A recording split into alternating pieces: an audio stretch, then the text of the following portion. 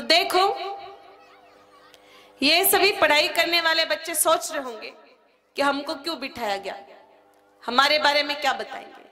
What is relation between cow and the student, but the very very special relation between cow and education. गाय माता जी के बीच, अरे दादी जी थोड़ी शांति रखो, नहीं थे 2 मिनट शांति बैठ जाओ थोड़ा। तो गाय माता और विद्यार्थियों के बीच बड़ा विशेष संबंध है।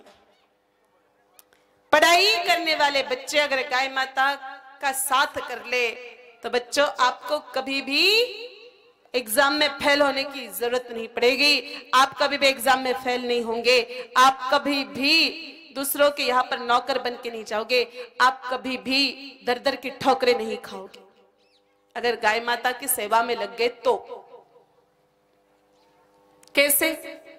देखो, मैं आपको सबसे पहले प्रमाण दूंगी। एक बार एक जाबाली नाम की ब्राह्मणी थी,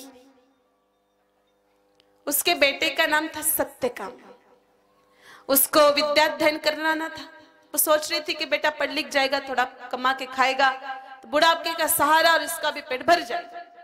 तो पुराने जमाने में मेरे भाई बहनों वैदिक आश्रम हुआ करते थे और वहां पर शिक्षा जो दी जाती थी वो पात्रता के आधार पर दी जाती थी। आजकल पैसों के आधार पर एडमिशन मिलता है, पैसा फेंको तमाशा देखो।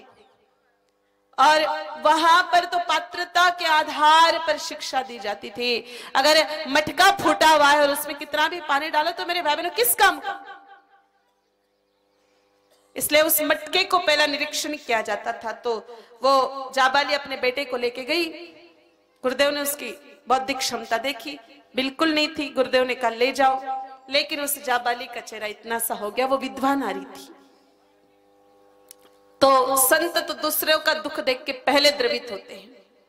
कहा सत्यकाम, मेरे पास जो गोवंश है, गुरुदेव ने 300 गोवंश दिया, दुबला पतला, हड्डियां दिख रही थी। का इस गोवंश को ले जाओ और जब तक इनकी संख्या 1 सहस्त्र ना हो जाए, 1000 से ऊपर ना हो जाए, तब तक वापस मत आना। अब मेरे भाई बहनों सत्यकाम उस गोवंश को लेके गया, वो ना अन्न का त्याग कर दिया, उसने अन्न नहीं खाया, गाय माता का दूध पी के ही जीवन चला रहा था। इतनी प्रेम से सेवा की, इतनी प्रेम से सेवा की कि कुछ ही दिनों में 300 की संख्या 1000 हो गई। और मेरे भाई बहनों एक दिन नंदी बाबा ने स्वयं आवाज लगाई, बेटा सत्यकाम, अब हमारी संख्या 1 सहस्त्र से ऊपर हो चुकी है, अब आप हमें आपके गुरुदेव के आश्रम पर लेके जा सकते हैं। मेरे भाई बहनों सत्यकाम ने जब ये बात सुनी तो सत्यकाम अपने गोवंश को लेकर के गुरुदेव के आश्रम में आया और गुरुदेव को दूर से आवाज लगाई, गुरुदेव अब संख्या 1 सहस्त्र से ऊपर हो चुकी है। गुरुदेव पधारे, सत्यकाम के सिर पर अपना हाथ रखा और मेरे भाई बहनों जिस सत्यकाम को कुछ भी ज्ञान नहीं था, उस सत्यकाम को 4 वेदों से 18 पुराणों का ज्ञान प्राप्त हो गया 12 ही दिन के भीतर भीतर, केवल गौ माता के सानिध्य में रहने मात्र से। गाय माता की जीवा पर सरस्वती का वास होता है, गौ माता के रोम रोम में देवता ऋषि मुनि विराजमान होते हैं जो स्वयं ज्ञानी हैं, और ऐसी गाय माता के सानिध्य में मेरे भाई बहन हम लोग ज्ञानी हो सकते हैं। तो पढ़ाई करने वाले बच्चे सोच रहे होंगे कि महाराज हमेशा क्या करें कि पढ़ते याद हो जाए। देखो भाई, पढ़ाई करने वाले विद्यार्थियों के पास ये 2 चीजें होनी बहुत जरूरी है। अगर पढ़ाई करने वाले विद्यार्थी के पास ये 2 चीजें नहीं तो बच्चा कभी पढ़ नहीं पाएगा। पहली चीज है आलस रहित शरीर और दूसरी चीज है तेज बुद्धि। बोलो आलसी बच्चा कभी पढ़ाई कर सकता है क्या? और मंद बुद्धि वाला बच्चा भी कभी पढ़ाई कर सकता है क्या? नहीं कर सकता। फिर ये आलस और बुद्धि आती कहां से? तो भगवान श्री कृष्ण गीता जी में कहते हैं, अर्जुन मनुष्य जिस प्रकार का अन्न खाता है उसी के अनुसार उसका तन और मन बनता चला जाता है। आज हमारे देश में भैंसे हो गई ज्यादा, गाय माताएं हो गई कम। एनिमल हस्बेंड्री की रिपोर्ट कहती है हमारे देश में भैंसे है 19 करोड़ जर्सी है, 7.5 करोड़ गाय माताएं बची है, कुल 4 से 5 करोड़। हम ज्यादातर किसका दूध पी रहे हैं? भैंसों का। तो बुद्धि और शरीर पर भैंस के दूध का असर तो आएगा ही आएगा। आप कभी भी देखना बात करें आलस्य रहित शरीर की, सुभाषिताने में लिखा है आलस्य कुतो विद्या, अविद्यस्य कुतो धनम, अधनस्य कुतो मित्रम, अमित्रस्य कुतो सुखम। आलसी बच्चे को सुख नहीं मिलता, और आलसी आदमी कैसे सुखी हो सकता है? भैंस जो होती है वो खा पी करके चारों पैरों को चौड़ा करके पड़ी रहती है, और बैठे बैठे यूरिन पेशाब मूत्र त्याग करके उसमें पूंछ घुमा के नाना धोना वॉशिंग बाथिंग सब कुछ निपट लेती है। और गाय माता कभी भी अपने स्थान पर खड़े होकर पूंछ समेट के मूत्र त्याग करती है। तो जिस भैंस को पेशाब करने के लिए भी उठने में जोर आता है, तो ऐसी आलसी भैंसों का दूध हमारे बच्चे पिएंगे तो बोलो आलसी बनेंगे कि नहीं बनेंगे? बनेंगे ही बनेंगे। आप कभी भी देखना, भैंस जो होती ना, भैंस का बच्चा भैंस का दूध पीने के बाद ऊँघता है, सुस्ताता है, नींद निकालता है, मरोड़े खाता है। जर्सी का बच्चा जर्सी का दूध पीने के बाद पूरे बाड़े में मुंह लटका के घूमता है, और गाय माता जी का बछड़ा जैसे गाय माता का दूध पीता है तुरंत पूंछ उठा करके पूरे बाड़े में उछलता है, कुत्ता दौड़ लगाता है, धामा चौकड़ी मचाता है, पकड़ने जाओ तो हाथ में भी नहीं आता है। तो स्फूर्ति किसके दूध में हुई? आपके घर में 3 भैया बहन हो, एक भैया को 6 महीने तक गैया मैया का दूध पिलाओ, एक भैया को 6 महीने तक जर्सी का दूध पिलाओ, एक भैया को 6 महीने तक भैंस का दूध पिलाओ। जिसने गाय माता का दूध पिया वो सुबह 5 बजे बिना आवाज लगाए उठ जाएगा। जर्सी का दूध पीने वाला 7 बजे तक 7 आवाज लगा के उठ पाएगा, और भैंस का दूध पीने वाला 9 बजे तक बिस्तर में पड़े पड़े मरोड़े खाएगा। फिर माता बहने गाली भी निकालती, छोरा उठ जाएगा, पाड़े जैसा पड़ा है। तो दूध भैंस का पिया तो तेरा बच्चा पाड़े जैसा सोएगा ही सोएगा। अब बात करते हैं तेज बुद्धि की। हमारे हिंदी में एक मुहावरा है, अक्कल बढ़िया। वैसे जितने भी मुहावरे हिंदी में बने सारे के सारे भैंस के विरुद्ध में बने। काम करते करते बिगड़ गया तो गई भैंस। किसी को खूब समझाओ फिर भी समझ में नहीं आ रहा तो भैंस के आगे बिन बजाने से कोई फायदा। कोई बिल्कुल अनपढ़ हो तो काला अक्षर। कोई आदमी दबंग हो पूरे गांव में खुद की चलाता हो तो जिसकी लाठी उसकी। और कोई व्यक्ति दूसरे की ओर गुस्सा करके देख रहा हो, आंख निकाल रहा हो तो कहते क्या भैंस जैसे आंख निकाल रहा है। और कोई बच्चा बहुत ज्यादा सिंसियर हो, सबकी बात मानता हो, समय पे काम करता हो तो कहते ये तो राम जी की गाय है।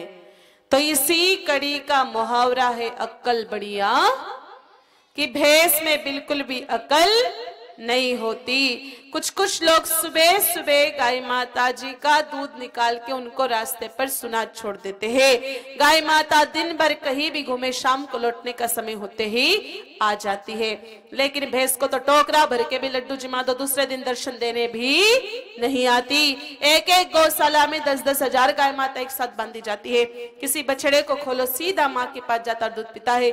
लेकिन एक बाड़े में 10 भैंसे भी एक साथ बंदी हो, किसी पाड़े को खोलना, पाड़ा तो पहले 7 भैंसों की लात खाता है तब जाके अपने माँ के पास जाता है। तो जिस पाड़े को दूध पिलाने वाले अपनी माँ ही याद नहीं रहती तो ऐसी भैंसों का दूध पी करके बच्चे कुछ याद रख पाएंगे क्या? चलो आपके घर पे ना गौ माता है ना भैंस है तो भी कल सुबह आप एक प्रयोग करके देखना। रास्ते पर खड़ी किसी भी अनजान गाय माता जी को रोटी जिमा देना और घड़ी में टाइम देख लेना। दूसरे दिन वो गाय माता उसी समय आपके आंगन में पधार जाते। आती कि नहीं आती?